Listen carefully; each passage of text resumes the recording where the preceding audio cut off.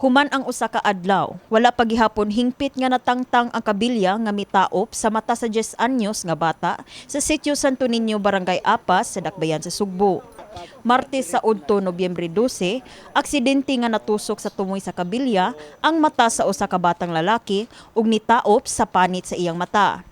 Hinuon gibutyag ni Freddie James Velasco, team leader sa APAS Emergency Response Team, nga base sa initial assessment sa doktor, posibleng maluwas pa ang pananaw sa bata.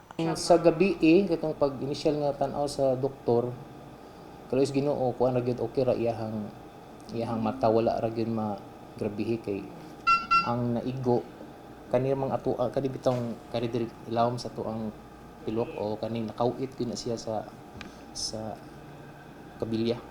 Gidala sa Cebu City Medical Center ang bata ug dayong balhin sa Vicente Soto Memorial Medical Center ug kasamtangan pa nga nagpaabot nga maoperahan.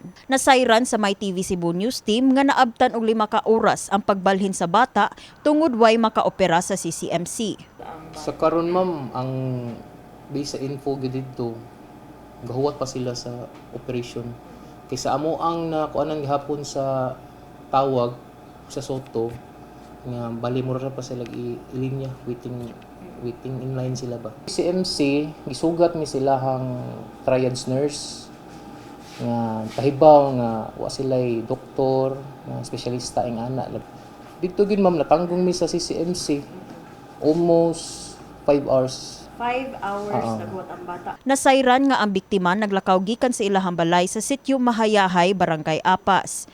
Sa paglakaw sa 10 anyos nga bata dinhi sa lusutanan sa Sitio Santo Niño, pagpadulong unta pa eskwelahan tungod sa kakusog sa hangin, naigo og natusok ang tabon-tabon sa bata.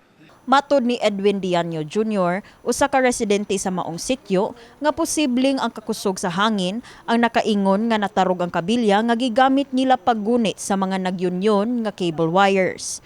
Wala na nakasaksi pa si Dianyo sa pagkatusok sa bata, apan nakugang siya sa naabtan nga nagtaop na ang kabilya sa mata niini. So nagyuday ka atong panghitabo sir na aka diri sa balay. Oh, na togo gikan trabaho.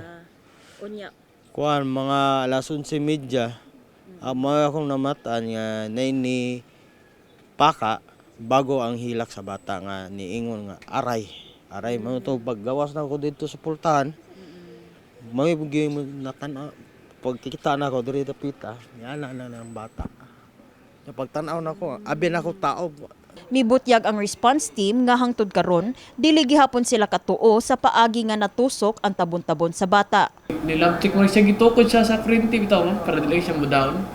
Mo to siguro pagkatumba siguro to Ibitay. nabitay. More detail na budget na ana ang Mo na naglibog sa pag-analyze kanong inato ang pangitabo.